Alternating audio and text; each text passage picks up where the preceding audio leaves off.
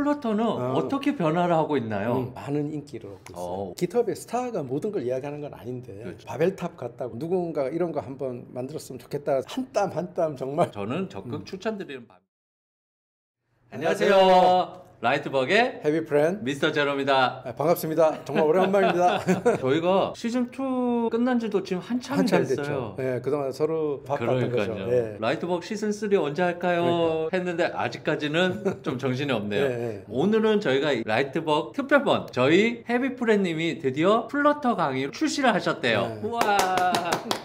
좀 쑥스럽습니다. 네. 그 이후 어떻게 지내셨는지 저기 궁금해요. 변화가 좀 많았어요. 액 관련해서 이런 개발 저런 개발 같은 거는 뭐 계속 해왔었어요 그동안. 하다가 유데미 쪽 강의 쪽 준비를 하시게 된 예, 건가요? 그렇게 된 거죠. 하다 보니까 뭐 제 생각이나 제 경험 같은 경우를 좀 체계적으로 정리를 해서 알려드렸으면 좋겠다라는 생각 같은 게 좀 들었거든요. 예. 그렇군요. 예. 저희가 안 그래도 시즌2도 찍은 지가 오래되다 예, 보니까 본 소식을 전하기 전에 구독자의 입장으로 궁금한 게 있어요. 저희 플러터는 어떻게 변화를 하고 있나요? 작년까지만 해도 미국 내에서는 그 플러터에 대한 의심이 좀 있었다 그러더라고요. 구글이 하다가 중간에 폐기한 프로젝트가 한두 개가 아니라는 거예요. 이게 혹시 플러터도 중간에 패대기 치는 거 아니냐 뭐 이런 의구심이 좀 있었다는 거예요. 그쵸. 개발자들 입장에서 그거만큼 배신감 드는 게 네, 의혹을 좀 불식시킨 게 버전이 갑자기 그때 버전 2가 된 거예요. 그러니까 버전 2가 됐다는 거는 아주 쉽게 이제 포기를 할 단계는 아닌 거다라는 시그널을 시장이 줬다. 뭐 이렇게 해석을 해도 된다고 미국 블로거들이 있더라고요. 그래서 그런 어떤 의심 같은 거를 불식시켰다는 게 일단 하나 크다고 생각이 들고요. 그러니까 약간 던질고 간보다가 안 될 것 같으면 빨리 접는 구글이 이때까지 한 행태를 보면서 그런 의구심이 있었다고 하고요. 그리고 두 번째는 그렇게 되기 어려운 게 플러터가 제3세계에서 많은 인기를 얻고 있어요. 그 동남아시아라든가 특히 이제 중남미 쪽에서 굉장히 인기가 많아요. 플러터의 패키지를 좀 보시는 분들 알겠지만 중국에서도 굉장히 많이 써요. 이거를. 그렇죠. 요즘 플러터 인기가 체감이 될 정도로 이리저리 말들도 많이 들리는 것 같아요. 그리고 이제 플러터 개발에 대한 구인이 꽤 심심찮게 올라오는 것 같아요. 그리고 스타트업에서 기존의 레거시가 없는 쪽에서 선택하려고 하는 움직임이 꽤 있는 것 같다. 그렇게 제가 지금 말씀을 드릴 수가 있고요. 저희가 성견지명이 있다라기보다 3년 전 일찍 이제 플러터에 대해서 이야기를 하기 시작했잖아요. 처음에 시즌 1 때는 우리 이거 해도 돼? 그러니까 재밌을 것 같아. 뭐 이러다가 시즌 2에서는 좀 본격적으로 다루시기 이제 하셨고 이제는 강의까지 출시를 하셨으니까 그만큼 확신이 있으신가 봐요. 저는 나름 확신이 좀 있고요. 깃허브의 스타가 모든 걸 이야기하는 건 아닌데 이제 그 플러터가 리액트 네이티브보다 약간 조금 많이 앞서고 있다. 이런 것도 약간 고무스러운 점인 것 같아요. 인기도가 이제 많이 좀 올라갔다. 인기도가 올라갔다는 건 많은 사람들이 관심을 가지고 있다는 거고 많은 사람이 관심을 가지고 많이 사용할수록 더 좋아지는 더 좋아질 기술의 발전도 좋아질 거고요. 그리고 이제 또 하나 기술적으로 약간 의미 있었던 플러터 웹이 정식 버전으로 출시가 됐고 그렇죠. 정식이 나왔어요. 그리고 이제 플러터 데스크탑도 아마 올해쯤에는 정식 버전이 출시가 되지 않을까. 뭐 모바일에서 했던 많은 것들을 그대로 많이 가져갈 수 있다. 조금 유사한 사례를 보면은 맥 같은 경우도 그리고 다른 플랫폼에서도 그 크로스 플랫폼의 각각의 처리가 아닌 그냥 통폐합적인 환경 구축을 적극적으로 나서고 있는 것 같아요. 좀 그런 것 같아요. 그런 측면에서 플러터 같은 경우가 뭐 리액트나 다른 플랫폼들 대비 아예 하나의 환경에서 그냥 통합해서 할 수 있다는 장점들도 있고 본격적으로 지원을 해줄 거라고 믿고 있으니까 그 약간의 뭐 바벨탑 같다고 할까요? 그러니까 이제 모두가 이제 꿈꾸잖아요. 이렇게 뭔가 하나 만들어서 여기도 쓰고 저기도 쓰고 막 하는 점점 다가가고 있다는 생각이 들어요. 개발 꼰대 쪽인데요.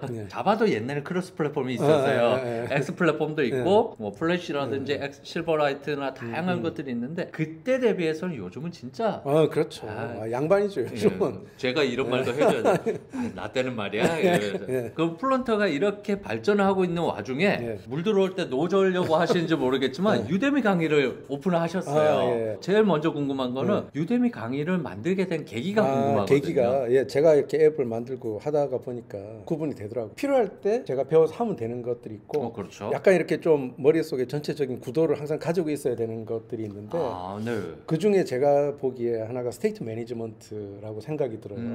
그 상태 관리를 하는 게 굉장히 중요한데 제가 유데미 강의라든가 유튜브 강의를 이렇게 많이 보면 그 유데미의 슈퍼스타들 있잖아요. 맥시밀리안 슈왈츠밀러라든가 안젤라 유 같은 기초부터 참 잘 가르쳐요. 그런데 시간도 엄청 길어요. 뭐 20시간, 30시간씩 되는데 그 강의 끝까지 듣는 것도 어렵죠. 그런데 그 중요한 스테이트 매니지먼트라든가 이런 것들이 상당히 상당히 좀 뒤쪽에 위치를 했기 때문에 그까지 가는 것도 힘들고 그까지 간다 하더라도 힘이 상당히 빠진 상태다라는 거죠. 그리고 중요도에 비해서는 너무 좀 라이트하게 터치를 한다라는 느낌이 있었어요. 그러니까 전반적인 강의들을 다루다 보니까 심화적으로 다룰 만한 내용들인데 불구하고 너무 얇게 달라서 그러다 보니까 아마 많은 분들이 그거하고 또 유튜브에서 뭐 그런 강의를 또 많이 찾아보셨을 거예요. 해비프레님도 맞아요. 스테이트 매니지먼트 유튜브 강의들을 많이 하셨어. 저는 그걸 보면서 누군가 이런 거 한번 만들었으면 좋겠다고 생각을 했던 게 이거 약간 좀 종합적으로 좀 정리를 해주면 어떨까. 딱 그 부분만 특화적으로 뭐 위젯 몇 개 만들고 끝낼 게 아니라면 데이터를 다뤄야 되고 로직이 들어가면 스테이트 매니지먼트는 뭐 누구도 피할 수가 없는 거거든요. 이렇게 종합적으로 한번 좀 정리를 했으면 좋겠다라는 생각이 들었고요. 그래서 이제 정식으로 강의 시리즈를 준비를 하시게 된 거군요. 꽤나 오랜 시간 동안 준비하셨고 이 제작 과정도 기술잖아요. 만들다 보니까 신경 써야 될 게 많더라고요. 옛날에 유튜브에 올릴 때 무슨 간투사도 많이 들어가고 저 뭐 이런 거 있잖아요. 그리고 그렇게 만들면 안 되겠다고 생각이 들어서 이게 편집에 시간이 너무나 많이 소요가 되더라고요. 이게 저도 이제 해비프레님이 오픈하시고 나서 짤막하게 보고 이제 저희가 바로 이렇게 촬영을 하고 있는데 또 특이한 점이 다른 강의들 대다수가 클론 코딩 위주의 강의를 많이 하잖아요. 사실 클론 코딩이라고 하면 제가 초보자일 때도 그랬지만 유명한 그런 것들 있잖아요. 에어비앤비 클론 코딩, 뭐 유튜브 클론 코딩 이런 거 하면 괜히 막 마음이 들뜬단 말이에요. 나도 뭔가 제대로 된 거 한번 만들어 보나 그런 생각이 드는데 따라가다 보면 중간에 막 그냥 잘 되지도 않기도 하고 나면 생각보다 저는 의외로 그렇게 좀 남는 게 없다는 생각이 들었어요. 따라하기 이런 것들이 초보자들한테 좋은 학습 방법일 거예요. 해비프레님이 지금 다루고 있는 스테이트 매니지먼트나 심화 기술 같은 경우는 원론적인 거나 이런 게 더 필요한 거지. 저는 그런 어떤 프로바이더라는 스테이트 매니지먼트 툴이 센터가 되도록 나름대로는 구상을 그렇게 해서 어떻게 보시면 좀 불친절하다고 느낄 수가 있는 게 개별적인 위젯에 대한 설명이나 이런 것들은 별로 많이 안 넣었어요. 왜냐면 그거 넣으면 또 시간 너무 많이 길어지고 그렇죠. 오히려 본질에 집중하는 느낌이 좀 많이 들었었어요. 그럼 위젯에 대한 설명을 만약에 제가 일일이 다 넣었다면 아마 시간이 지금의 2배도 넘지 않았을까? 그런 점은 조금 죄송하게 생각합니다. 아니요. 오히려 강점이 될 수도 있을 것 같아요. 물론 이제 기존의 학습 방식이 익숙하던 분들은 조금 생소할 수는 있지만 저 같은 경우는 틀에 박힌 방식이 아니라 이렇게 본질적인 것들 그리고 다양한 케이스적인 것들을 다뤄주시는 부분들이 오히려 좋으니까 저는 적극 추천드리는 바입니다. 영상을 몇 개만 봐도 신경 써서 만들었다는 게 느껴져요. 제작하면서 많이 힘드셨던 부분들이 많이 있겠다. 그래서 이 비하인드를 잠깐 한번 여쭈고 싶어요. 제작하면서 힘들었던 거는 이걸 본격적으로 뭐 상품으로 일단 만드는 거잖아요. 서비스로 만드는 건데 처음에 만들고 나서 몇 분들한테 이렇게 보여주니까 뭐 그런 피드백들이 있었어요. 이게 너무 빠른 거 아니냐. 그러니까 마음이 순간적으로 막 흔들리더라고요. 이게 처음 강의는 기본으로 2번을 찍었고 일부는 뭐 3번을 찍은 경우도 있는데 특히 영상 편집은 제가 이렇게 해보니까 이건 인간이 할 짓이 아닌 것 같다는 생각이 많이 들었거든요. 강의 내용보다 영상 편집이 더 힘들다고 이제 하소연도 많이 하셨었고 한 땀 한 땀 정말 정성스럽게 이 영상을 잘랐다 붙였다 잘라 붙였다 느렸다 줄였다 하는 그게 정말 대단한 노가다라고 느꼈어요. 그래서 영상 편집하시는 분들 앞으로 좀 대접 잘 받으셔야 될 것 같아요. 해비프레님이 출시하신 강의 같은 경우 초보자분들을 위한 건 아니지만 사실 초보자분들도 언젠가는 중급으로 올라가기 위해선 필요한 수순이다 보니까 한 번씩은 확인들을 해보시고 맛보기가 필요하시다면은 저희 해비프레님의 유튜브도 있고요. 그리고 이제 유데미도 꽤 여러 부분을 미리 보기를 할 수 있게 제가 풀어놨거든요.